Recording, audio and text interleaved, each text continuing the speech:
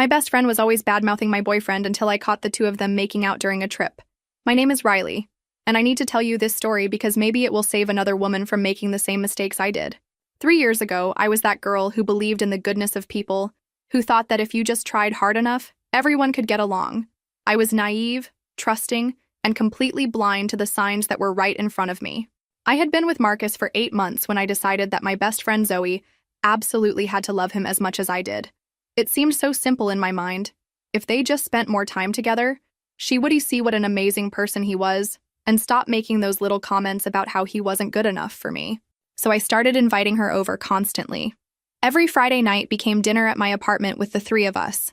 I would spend hours planning the perfect meals, setting the table with candles, choosing music that would create just the right atmosphere.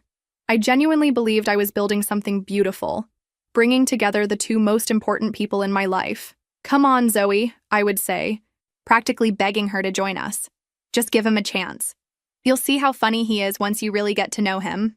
She would always agree with this reluctant sigh, like she was doing me a huge favor. "Fine, but don't expect me to pretend I think he's perfect," she'd say, rolling her eyes.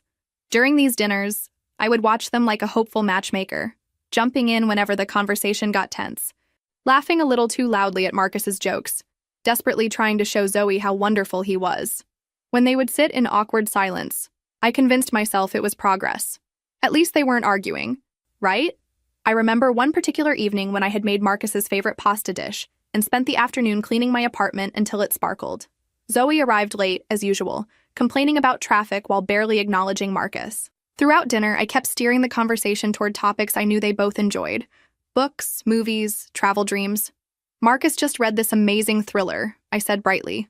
"The same author you love." "Zoe, tell her about it, babe." But instead of the connection I hoped for, Zoe just nodded politely and changed the subject. I didn't give up, though. After dinner, when I went to the kitchen to get dessert, I lingered a few extra minutes, hoping they would bond in my absence. When I returned, they were sitting quietly on opposite ends of the couch, both looking at their phones. "Everything okay?" I asked, setting down the chocolate cake I had spent 2 hours making. "Perfect," Zoe said with that smile I thought meant she was finally warming up to him. What I didn't know then was that those moments when I left them alone, to answer the door, use the bathroom, take a phone call, were when everything was really happening. While I was orchestrating what I thought was the beginning of a beautiful friendship, I was actually creating the perfect opportunity for my own destruction. Looking back now, I can see how incredibly stupid I was. But at the time, I was just a girl in love who wanted her best friend to be happy for her. I had no idea that I was inviting a predator into my relationship, giving her unlimited access to study my boyfriend, learn his habits, and plan her attack. The irony is that I was so focused on making them like each other that I completely missed the fact that they were already developing their own relationship behind my back. The worst part about Zoe's performance was how convincing it was. Every time we had our group dinners, she would pick fights with Marcus about the most ridiculous things. She'd criticize his job, question his opinions, and challenge everything he said with this aggressive energy that made me cringe. "I just don't understand how someone can work in marketing," she'd say, her voice dripping with disdain. "It's basically lying to people for money, isn't it?" Marcus would get defensive, which I totally understood, and I'd jump in like a referee trying to keep the peace. "Zoe, that's not fair. Marcus helps small businesses reach their customers. He's actually helping people." These dinner arguments became so intense that I started getting anxiety attacks before our Friday nights. I'd call Marcus beforehand, practically begging him to be patient with her. "She's not usually like this," I'd explain, pacing around my apartment. "I think she's just protective of me. Once she realizes how good you are to me, she'll come around." Marcus would sigh on the other end of the line. "Riley, maybe we should stop doing these dinners. She clearly doesn't like me." "No," I'd protest. "That's exactly why we need to keep trying. She's my best friend, Marcus. I need her to approve of us." After each disastrous evening, Zoe would call me within hours, launching into detailed critiques of Marcus that left me feeling confused and defensive. "Did you see how he talked to the waitress at lunch last week?" she'd say. "Red flag? Riley. And the way he interrupts you when you're telling stories? A good boyfriend would never do that." I'd find myself making excuses for him, explaining away every behavior she pointed out, but her words would stick in my head like tiny seeds of doubt. She was so specific, so passionate in her concerns, that part of me wondered if she was seeing something I was missing. You deserve someone who worships the ground you walk on, she'd tell me. Someone who treats you like the queen you are. Marcus is just ordinary. What I didn't know was that during our dinner parties, when I'd excuse myself to refill drinks or check on the food in the kitchen, the entire dynamic between them would shift. The hostility would melt away, replaced by something completely different. They'd lean closer together, their voices would drop to whispers, and suddenly they weren't enemies anymore. I discovered this months later when my neighbor mentioned seeing them talking intimately on my balcony during one of our dinners while I was inside washing dishes. At the time when she told me, I actually felt happy about it. See? They were probably bonding, I had said excitedly. I knew if they just spent more time together, they'd realize they have things in common. Looking back, I want to shake that naive version of myself. The signs were everywhere, but I was so determined to create harmony that I ignored every red flag. When Zoe started asking specific questions about Marcus's schedule, I thought she was trying to be a better friend by taking interest in my relationship. When does he usually go to the gym? She'd ask casually. What time does he get home from work? Does he ever go to that coffee shop on 5th Street? I'd answer everything eagerly, thinking I was helping her understand his routine so she could see what a stable, reliable guy he was. I even gave her details about his favorite restaurants, his weekend habits, the places he liked to hang out with his friends. I was basically giving her a roadmap to my boyfriend's life, and I was too blind to see it. The signs started becoming impossible to ignore about 2 months into our regular dinner routine, but I was so invested in my fantasy of perfect harmony that I explained away every single one. Zoe began mentioning things about Marcus that she shouldn't have known. During one of her usual criticism sessions, she said, "And did you notice he has that tiny scar above his left eyebrow? It makes him look kind of rough, like he's been in fights." I paused, confused. How do you even know about that scar? You'd have to be sitting pretty close to him to notice something that small. I'm observant, she said quickly. I notice everything about people I don't trust. Another time she mentioned that Marcus probably spent too much money on expensive coffee. I bet he's one of those guys who goes to that fancy place downtown and orders complicated drinks, she said with disgust. The thing is, Marcus did have a complicated coffee order, and he did go to an expensive place downtown, but I had never mentioned that to anyone. It was one of those little details you only know about someone when you spend real time with them. When I pointed this out, Zoe laughed it off. Riley, it's obvious just by looking at him. He has that whole pretentious coffee snob vibe. But the weirdest part was how Marcus started defending her. After months of tension, he suddenly began making excuses for her behavior. Maybe Zoe has a point about some things, he said one night after a particularly brutal dinner where she had criticized everything from his shirt to his opinions about movies. She's looking out for you. I can respect that. I was shocked. Are you serious? She was horrible to you tonight. She's passionate, he said with a shrug. I kind of admire how much she cares about your happiness. This was the same man who used to complain about her attitude, who would text me frustrated messages after our group dinners. Now he was defending her? I should have realized something was very wrong, but instead, I felt relieved. Finally, they were starting to understand each other. The most obvious sign came during a dinner at my apartment when I stepped outside to take an important work call. The conversation was urgent and lasted about 15 minutes. When I came back inside, both Zoe and Marcus seemed flustered. Zoe's hair looked slightly messed up, and Marcus was adjusting his shirt. Everything okay? I asked, noticing the weird energy in the room. Fine, they said almost simultaneously, not making eye contact with me or each other. We were just talking about that new restaurant downtown, Zoe added quickly. Marcus was telling me about their menu, but neither of them had ever shown interest in discussing restaurants together before.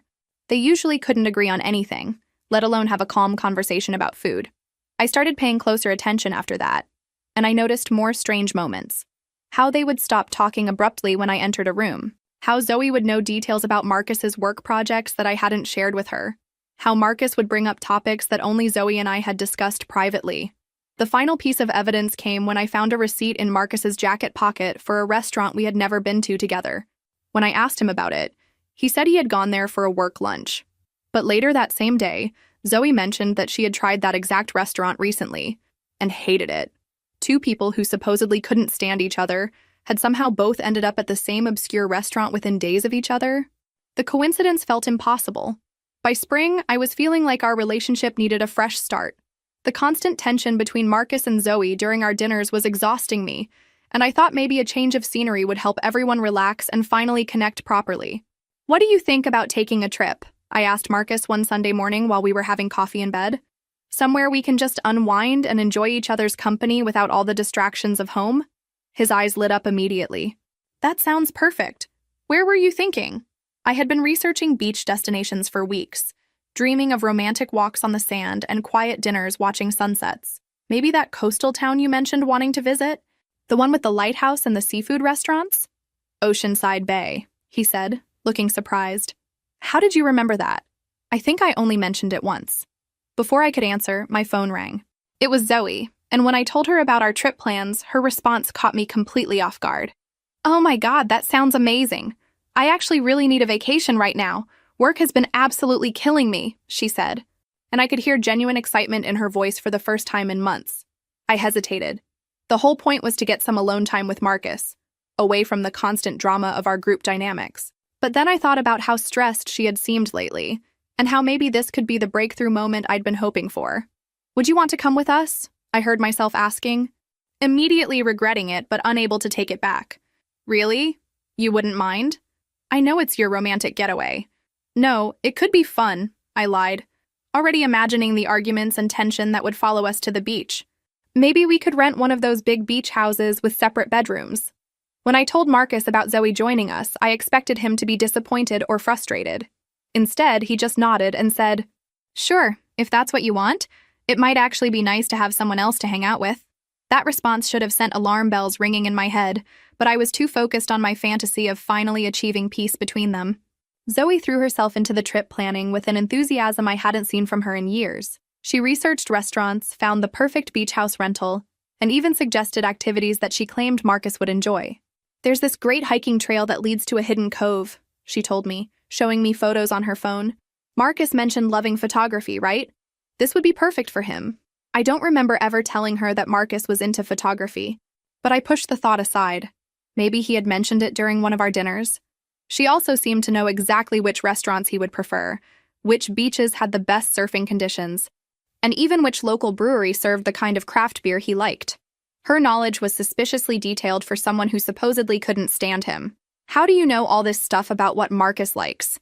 I asked her while we were booking activities online. "I pay attention," she said with a shrug. "Know your enemy, right?" But she didn't say it with her usual bitter tone. There was something playful, almost affectionate in her voice that I had never heard before when she talked about him. The week before we left, I noticed both of them acting strangely excited about the trip.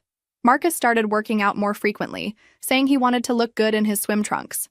Zoe went shopping for new bikinis and spent more money on vacation clothes than I had ever seen her spend on anything. "I want to look amazing on this trip," she told me, while trying on a particularly revealing swimsuit. "Sometimes a girl just needs to feel sexy, you know?" I should have wondered why she cared about looking sexy on a trip where the only people who would see her were me and a boyfriend she claimed to hate. But instead, I was just happy that everyone seemed genuinely excited about our vacation together. The beach house was perfect, exactly what I had dreamed of for a romantic getaway. 3 bedrooms, a wraparound deck overlooking the ocean, and a kitchen that opened onto a living area with floor-to-ceiling windows. For the first 2 days, everything seemed to be going exactly as I had hoped. Marcus and Zoe weren't fighting. In fact, they were getting along better than they ever had at home. They laughed at each other's jokes, agreed on restaurant choices, and even collaborated on making breakfast without a single argument. I felt vindicated. This trip was exactly what we all needed. On our 3rd day, I decided to surprise Marcus with a gift from one of the local art galleries we had passed. He had admired a photograph of the lighthouse, and I wanted to buy it for him as a memento of our first vacation together. "I'm going to run into town for a little while," I announced after lunch. "There's something I want to pick up." "Want company?"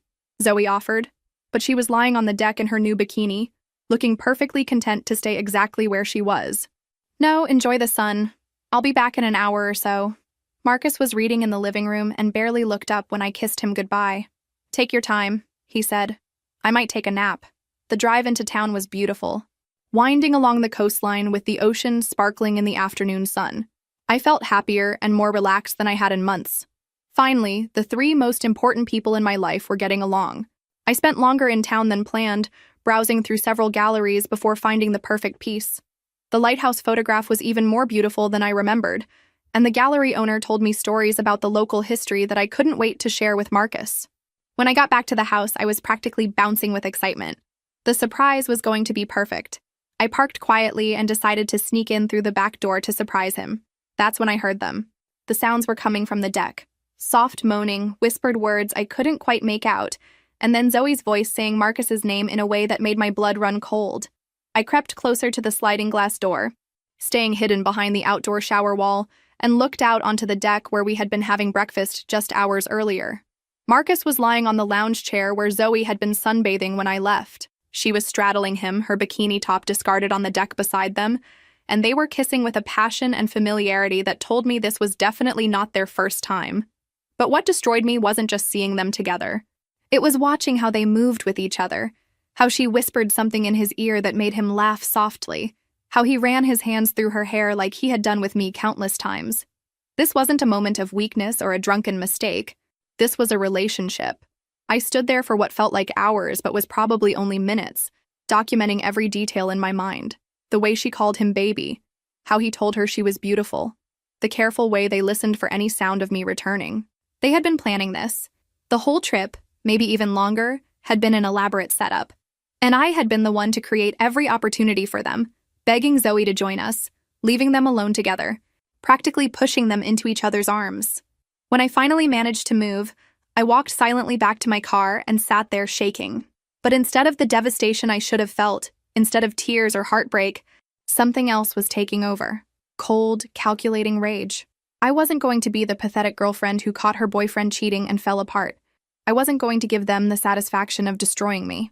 If they wanted to play games, if they thought they could use my trust and kindness against me, then they were about to learn that they had severely underestimated who they were dealing with.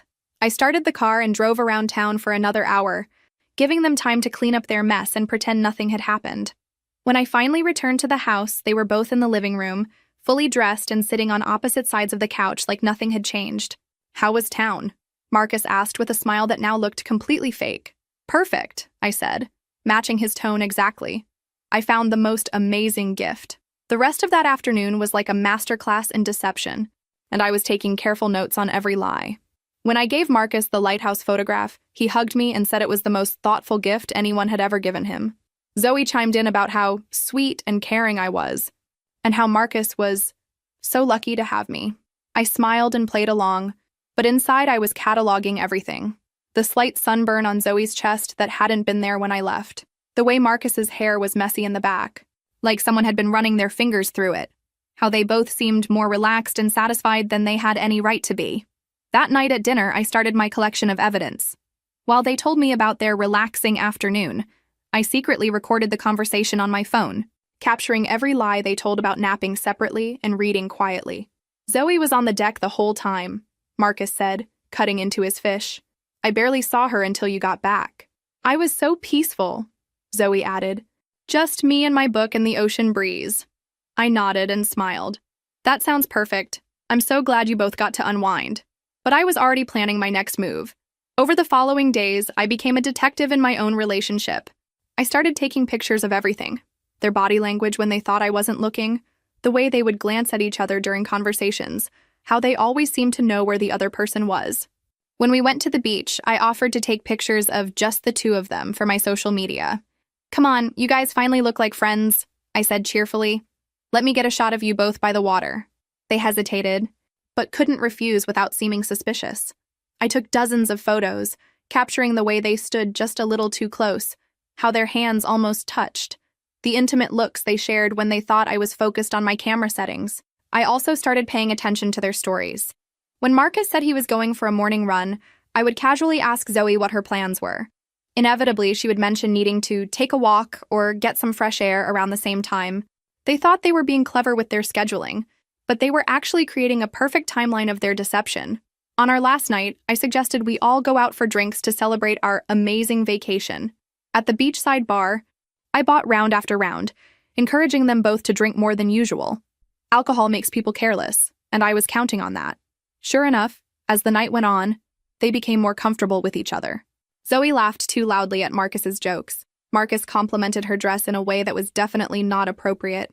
When Zoe went to the bathroom, Marcus watched her walk away with an expression that had nothing to do with friendship.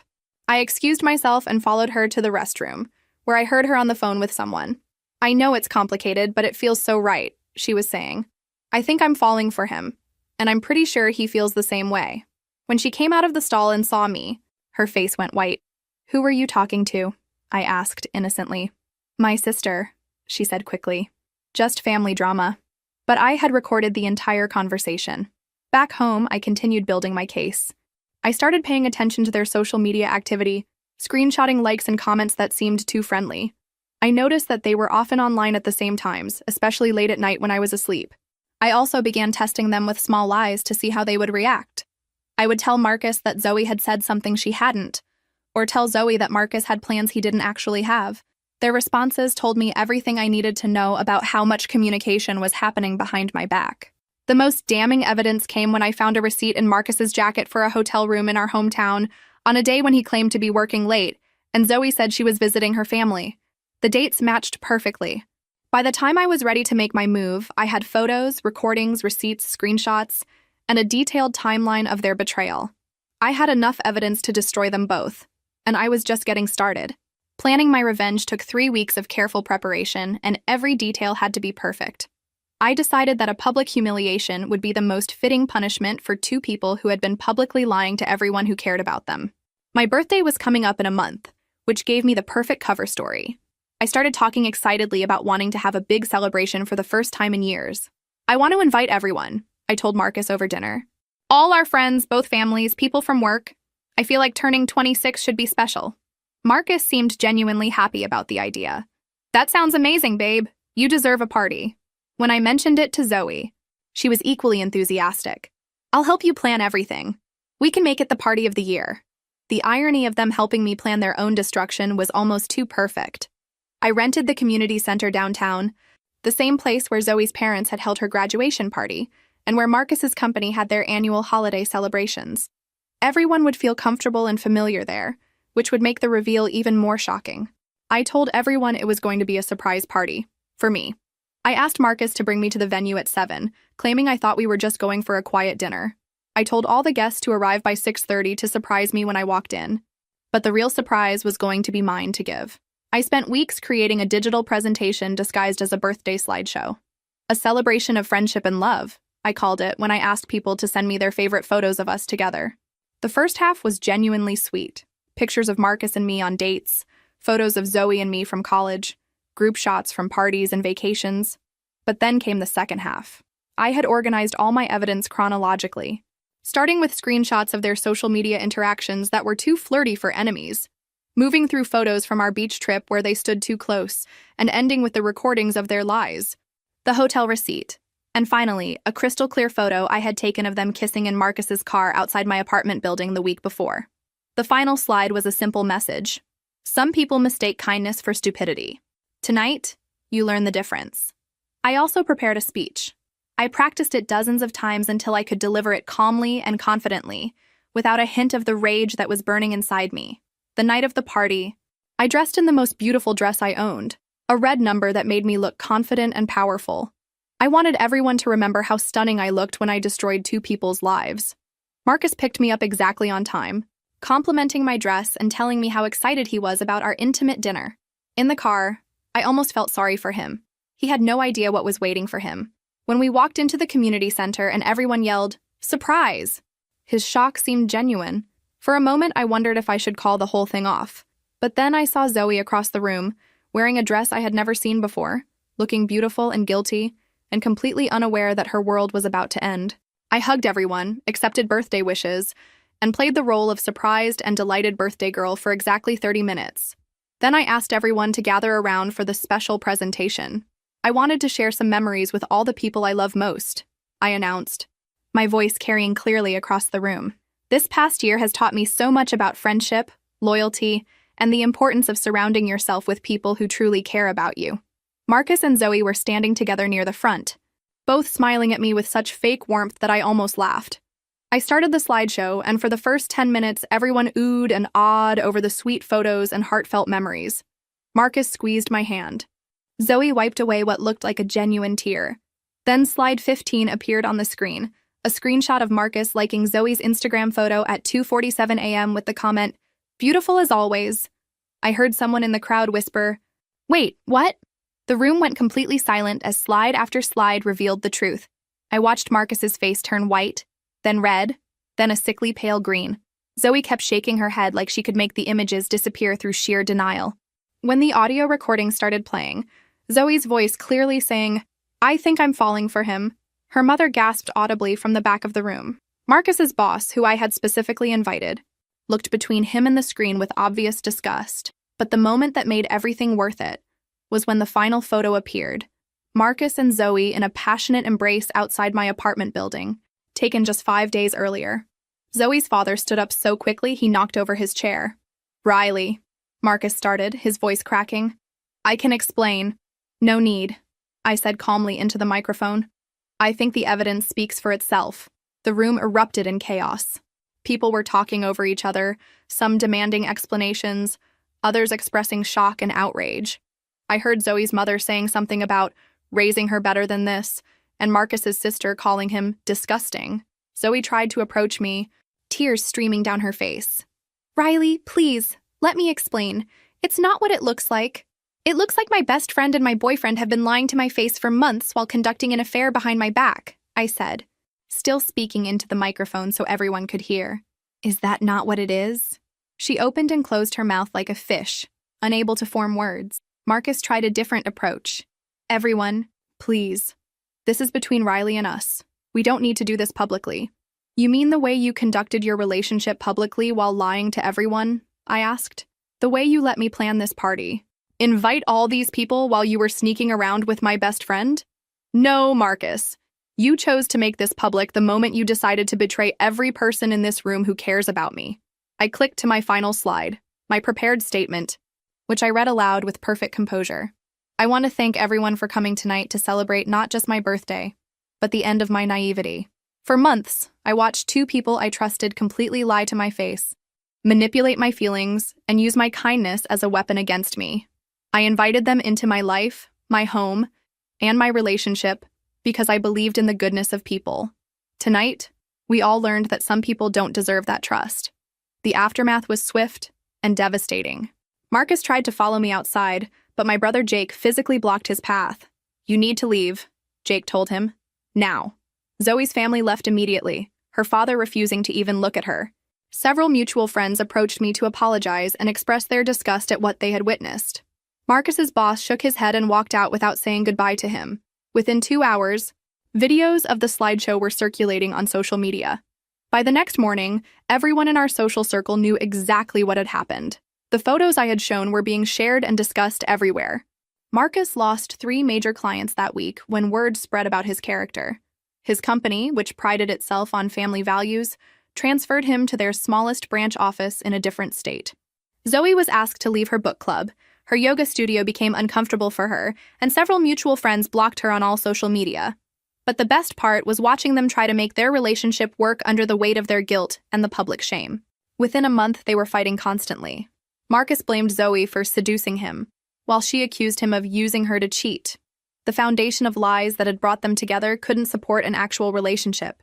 They lasted exactly 6 weeks after my party before Marcus moved away, and Zoe was left alone, with her reputation destroyed and no one left to blame but herself. I, on the other hand, had never felt more powerful or free in my entire life. The weeks following my party were like emerging from a fog I hadn't even realized I was living in. Suddenly, people were reaching out to me with stories I had never heard before. "I never liked Zoe," my coworker Amanda told me over coffee. "She always seemed fake when you brought her to office parties. The way she would compliment your outfit and then roll her eyes when you weren't looking." My college roommate called me from across the country. "Remember when Zoe accidentally told that guy you liked that you were dating someone else? I always suspected she did it on purpose." Even my neighbor, Mrs. Chen, stopped me in the hallway to share her observations. "I saw that girl leaving your boyfriend's car several times when you weren't home," she said. "I thought about telling you, but I didn't want to cause trouble if I was wrong."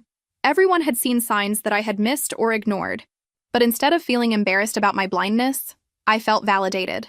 I wasn't crazy or paranoid. I had been systematically manipulated by 2 people who were experts at deception. The support was overwhelming. Friends I hadn't talked to in years reached out to tell me how proud they were of how I handled the situation. My family was initially shocked by the public nature of my revenge, but my mom eventually admitted it was brilliantly executed. "I raised you to be kind," she said, "but I also raised you to be strong." Sometimes you have to show people that kindness isn't weakness.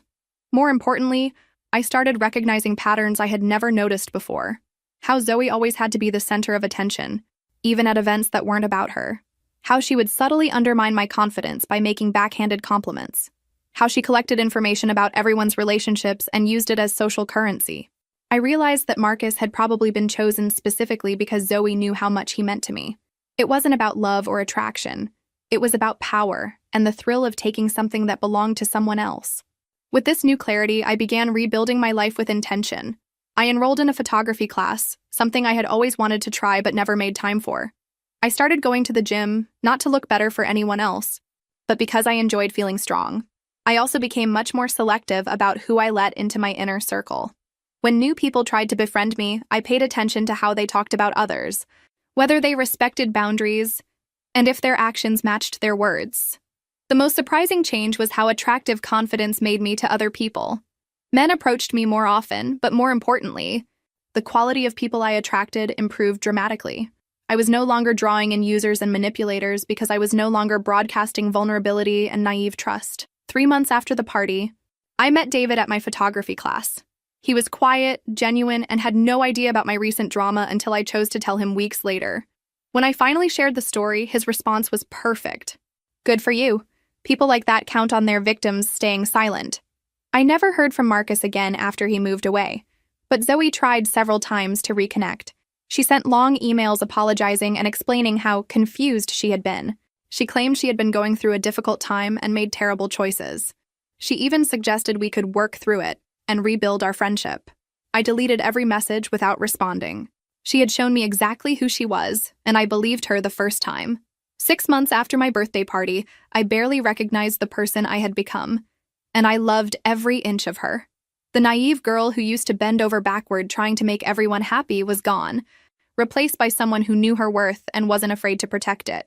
I had thrown myself into every aspect of self-improvement with the same strategic thinking I had used for my revenge.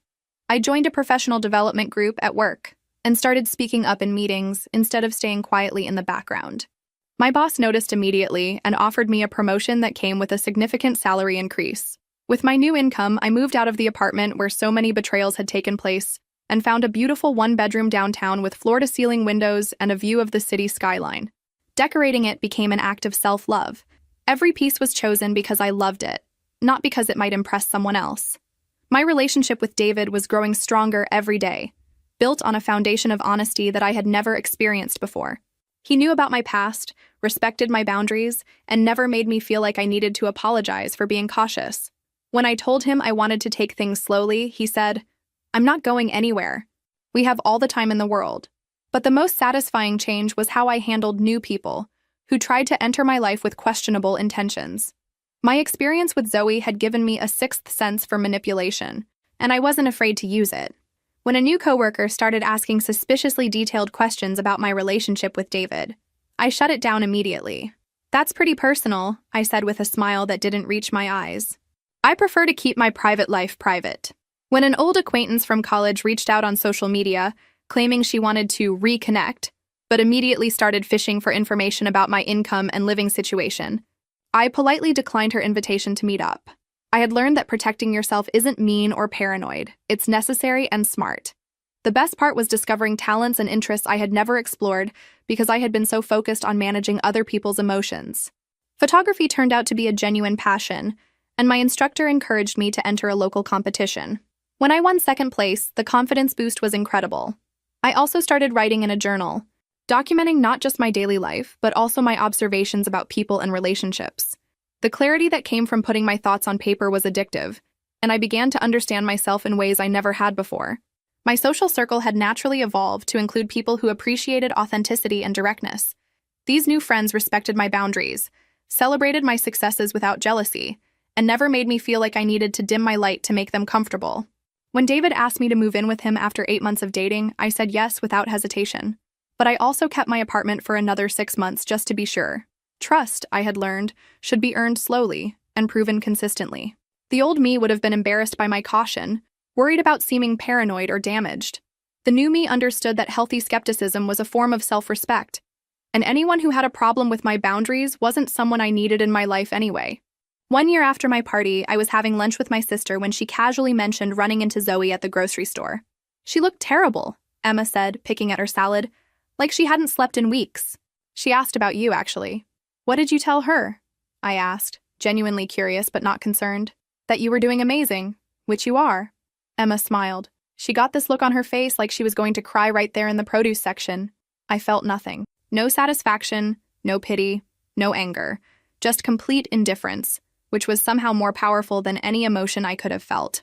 Later that week, I learned from mutual friends that Zoe and Marcus had indeed imploded exactly as I had predicted. Their relationship, built on lies and stolen moments, couldn't survive the reality of being together openly. Marcus had moved to Portland for work, and they had broken up via text message after a series of increasingly ugly fights. She kept accusing him of looking at other women, my friend Kate told me, and he told people she was clingy and paranoid. Apparently, once the excitement of sneaking around was gone, they realized they didn't actually like each other very much. Marcus, according to his former coworkers, was struggling professionally.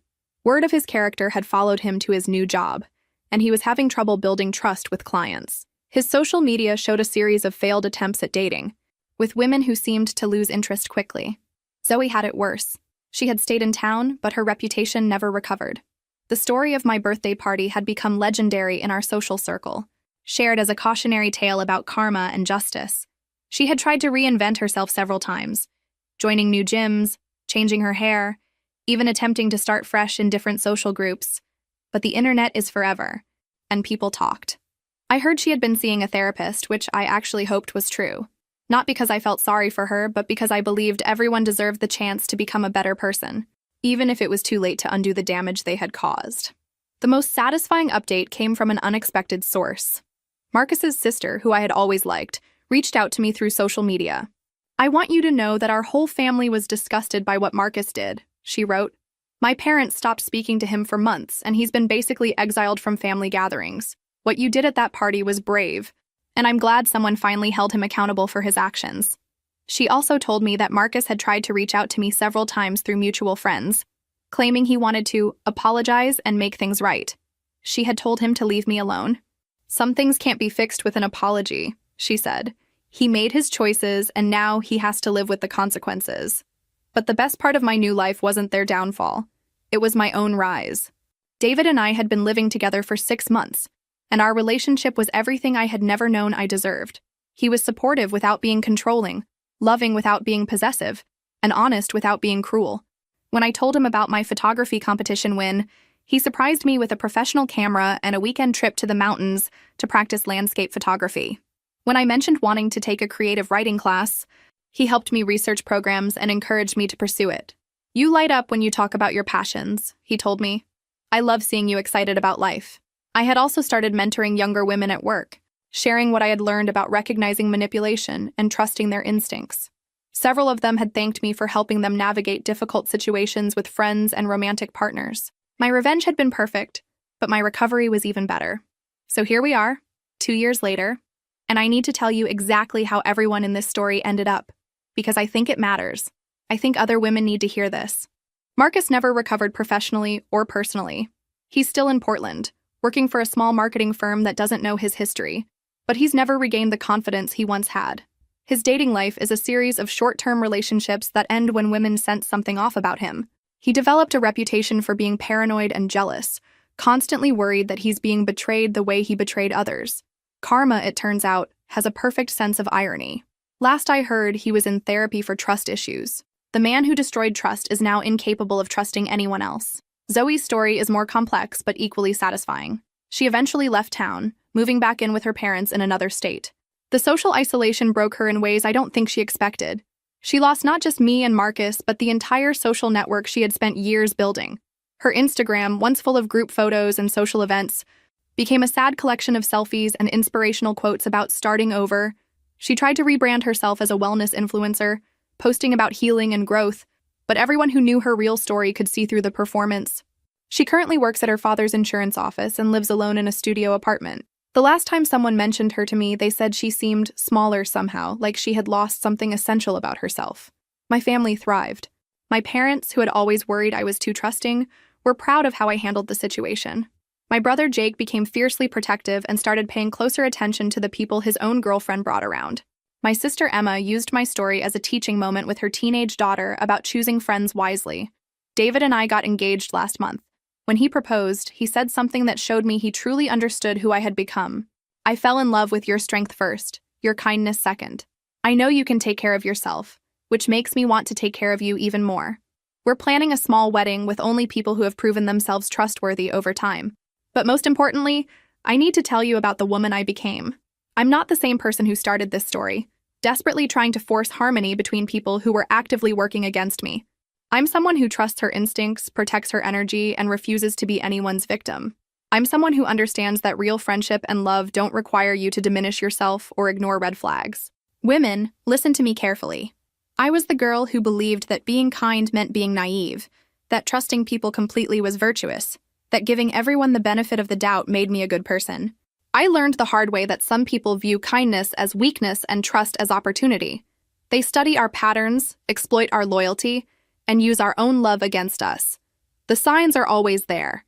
When someone consistently criticizes the people you love while positioning themselves as your protector. When they ask too many detailed questions about your relationships. When they know things they shouldn't know. When your gut tells you something is wrong, even if you can't explain why. Trust that feeling. And if you discover you've been betrayed, don't just be a victim. Be strategic. Document everything. Plan carefully. Make sure the consequences match the crime. Not because revenge is always the answer, but because some people only learn when they face real accountability for their actions. The most important thing I learned is that protecting yourself isn't mean or suspicious. It's necessary. The right people will respect your boundaries and earn your trust slowly. The wrong people will complain that you're being difficult or paranoid.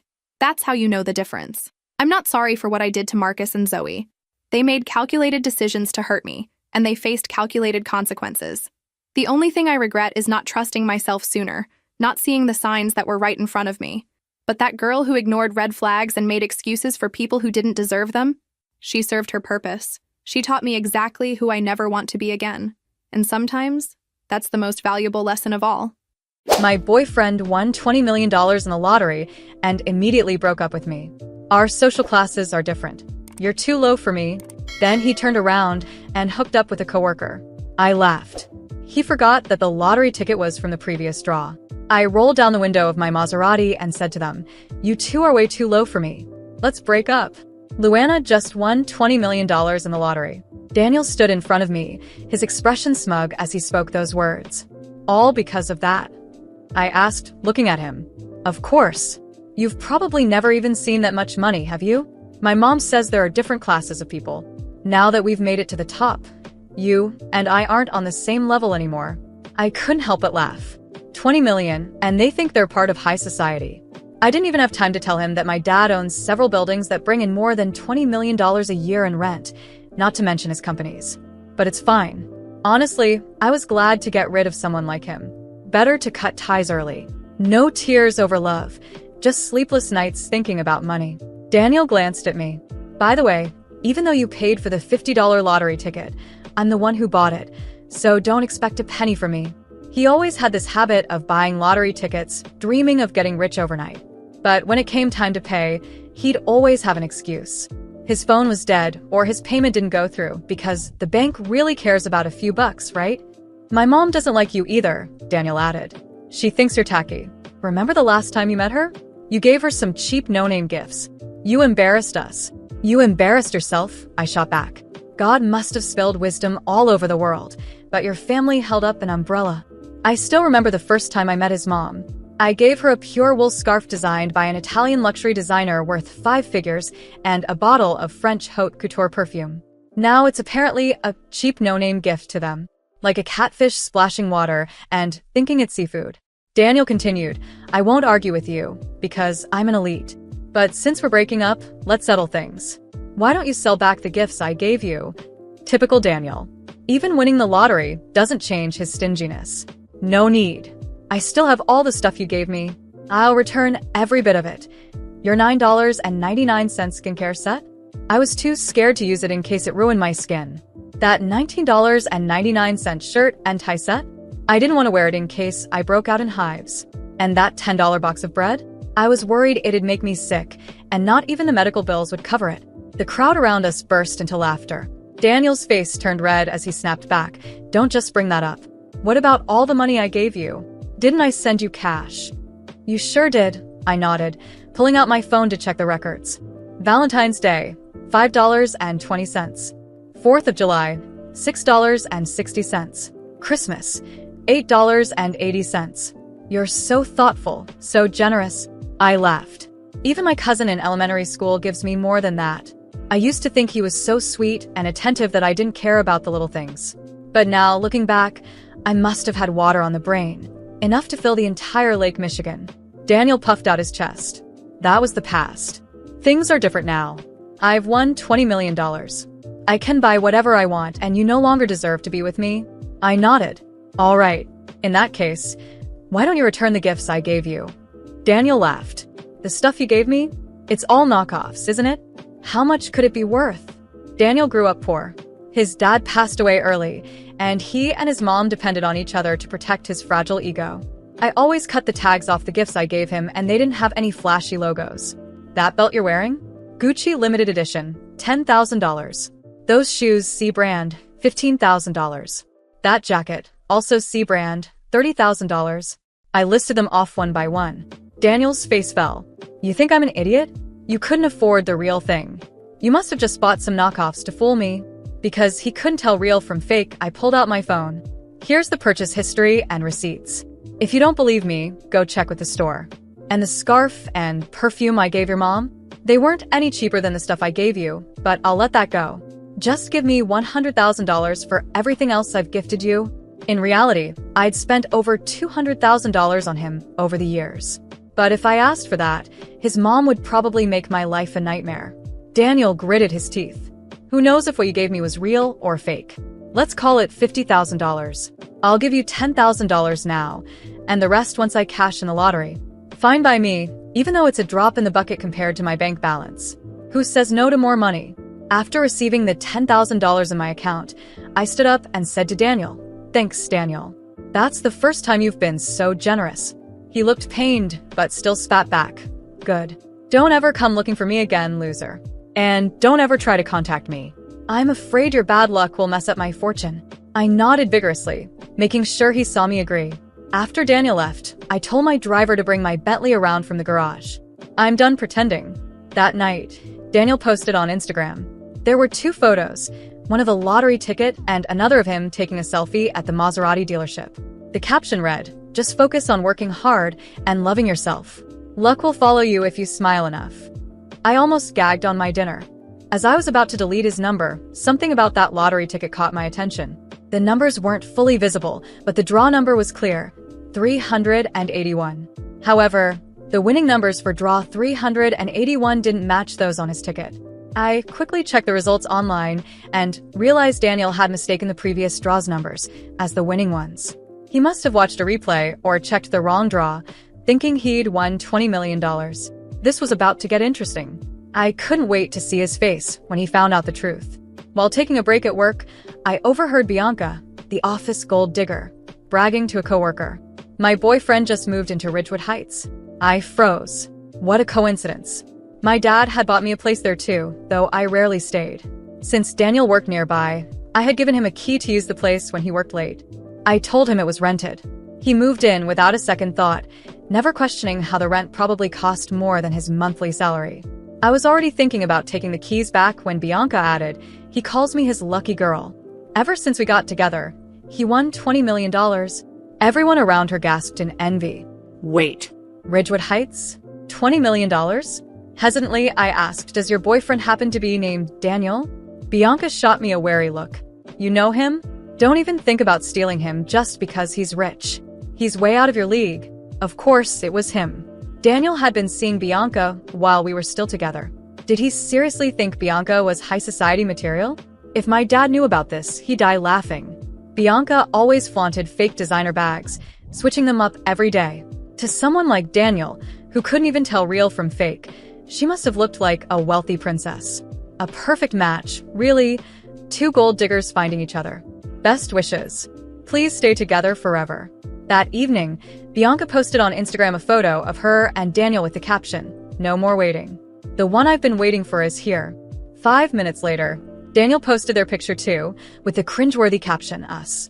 Later, the manager of my favorite luxury store texted me, letting me know they'd just received new stock and invited me to check it out. Since I had nothing better to do, I decided to swing by. As soon as I walked in, there they were, Daniel and Bianca. The only sales associate in the store glanced at me and completely ignored me, continuing to serve them with a big smile. Bianca was decked out in a logo-plastered outfit, though it was last season's collection. Meanwhile, I was wearing a simple t-shirt and carrying a canvas bag. No wonder the saleswoman thought I wasn't worth her time. Bianca noticed me too. What kind of people are they letting into this store, she sneered. Daniel added, what are you doing here, Luana? You can't afford anything in this store. I smiled. Oh, did your family open this store? I didn't realize I needed permission to look around. The saleswoman, clearly siding with them, said, I'm sorry, miss, but the lowest priced item in our store is $30,000. If you can't afford it, you really shouldn't waste your time. I couldn't help but laugh. Inside, she had no idea who she was backing. After showing Bianca several bags, I overheard her tell Daniel, baby, I want this one, and the second one in that row too. The sales associate beamed. You have such great taste, miss. These are our best sellers. You've got an excellent eye. Bianca, pleased, slung one of the bags over her shoulder and admired herself in the mirror. Then she noticed me. Luana, aren't you embarrassed carrying that cheap canvas bag? Don't you have a job? I replied calmly, I'm carrying a canvas bag because I'm planning to go grocery shopping later. Gotta think green, save the planet. What's wrong with that? Does your family live by the sea or something? Why are you so concerned? Frustrated, Bianca turned back to Daniel. I want this one, that one, and the other one. I want them all. Trying to sound generous, Daniel said. Buy them, baby. The saleswoman's eyes sparkled with glee. I picked up a black handbag to take a closer look, but the saleswoman stormed over. I'm sorry, miss, but this is our latest model. It costs $150,000 and is only available to our VVIP clients. Please don't touch it. You might get it dirty. Bianca laughed. Luana, don't get your filthy hands on that bag. You couldn't afford it even if you sold yourself. I was about to fire back when a sharp voice came from the entrance. Who said Luana can't afford it? The saleswoman panicked. Manager, you're back. Amanda, the store manager, walked in and immediately apologized to me. I'm so sorry, Luana. I went to grab your coffee. This new employee didn't know any better. She turned to the saleswoman and added, Luana is one of our VVIP clients. She gets first pick of all new stock. Only after she passes on something can we offer it to other customers. The saleswoman's face turned pale as she hurriedly apologized. Daniel's face turned red. You must be mistaken. Luana is just a regular office worker. How could she be one of your VIPs? Don't let her fool you. Amanda glared at Daniel and Bianca. The threshold for being a VVIP at the store is spending over $1 million annually. She turned back to me. I'm sorry, but I'll have to ask these two to leave.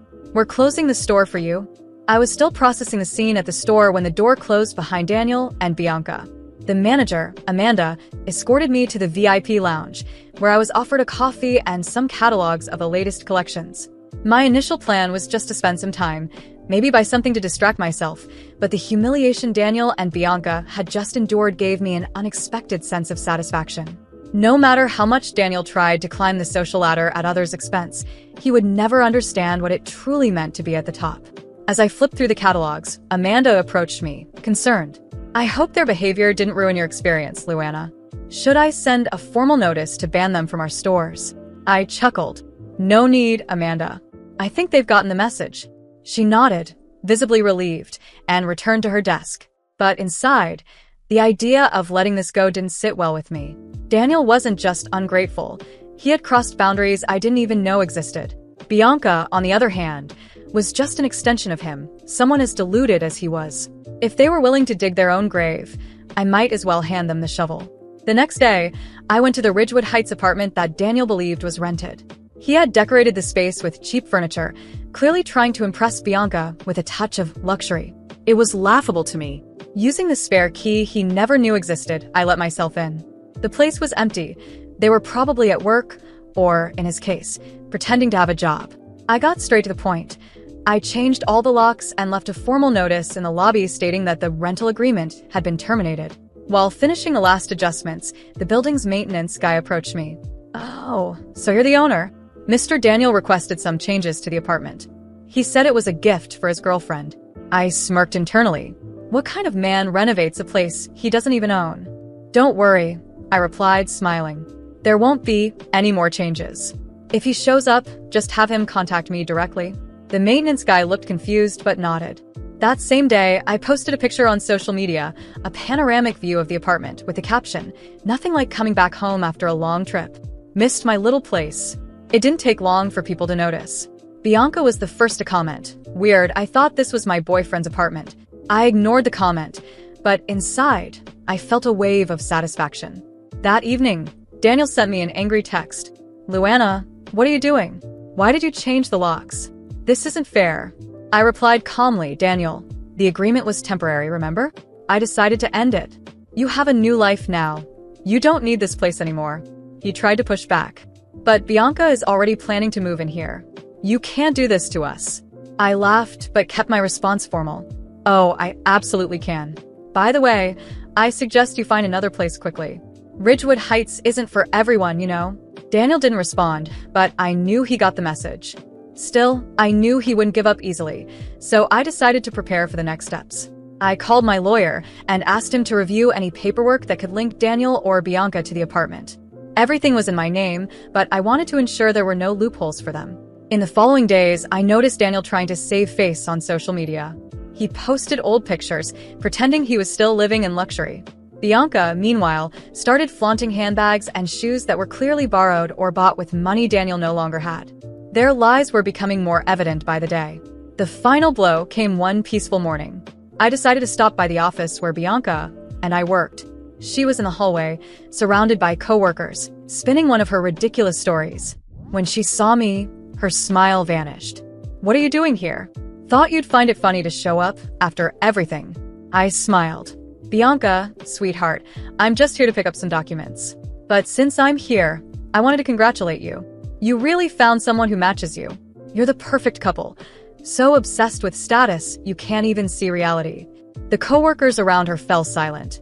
Bianca tried to respond, but before she could, I added, "Oh, and just so you know, Daniel didn't win $20 million. He mixed up the lottery numbers. Maybe you should suggest he buy another ticket with the change from your fake handbags." Her expression changed entirely. For the first time, Bianca was speechless. I walked away without looking back, knowing their little charade was over. As I made my way to my car, I realized that revenge wasn't just about exposing them. It was about showing them they could never reach the level they pretended to be on. When I got into my car, I took a deep breath. Some people never learn, but I learned something valuable. Never underestimate the power of showing the truth, especially to those who live on lies. A few weeks had passed since the events that exposed Daniel and Bianca. Life moved on for me, but the consequences for them were swift and, to be honest, well-deserved. Starting with Daniel, his illusion of wealth crumbled as quickly as he tried to build his luxury life. After being kicked out of the Ridgewood Heights apartment, he attempted to rent a cheaper place, but without any real savings, he ended up moving back in with his mom. He tried to maintain the facade on social media, posting old pictures and pretending he still had money, but comments started rolling in. "Where's your rich girlfriend? What happened to the $20 million, Daniel?" He deleted his accounts shortly after. I heard that for a while. He went back to buying lottery tickets, hoping to make a comeback. Ironic, isn't it? Bianca, on the other hand, faced an even more humiliating downfall. The truth about her relationship with Daniel began to spread around the office. The fact that she had invested so much in a man who didn't even have the money he claimed became a running joke among coworkers. Some people started questioning how she could afford her designer bags and shoes on her salary. Eventually, she quit, unable to handle the stares and whispers. Rumor has it she's now trying to find another wealthy boyfriend, but her reputation precedes her. As for me, life has never been more peaceful. With the apartment free again, I decided to turn it into something meaningful. I converted the space into a kind of refuge for young women starting their careers who need a place to stay. Knowing I'm doing something valuable with what Daniel used as a way to show off has given me a sense of fulfillment that no amount of money could buy. Social media? I'm still active, but my posts haven't changed. I continue to share small parts of my life, but without any pretense. That's something Daniel and Bianca never understood. the power of quiet confidence and authenticity. My life doesn't need to be displayed to be remarkable. In the end, the lesson I've learned is clear. Some people don't want to grow. They want to skip steps, even if it means stepping on others. But time has a funny way of setting things straight. Daniel and Bianca learned that the hard way, and me? I learned that the best revenge is moving forward, keeping your head high, and letting the universe take care of the rest. I close this chapter with a sense of relief. Not because I saw them fail, but because I know I'm finally free of them. Completely.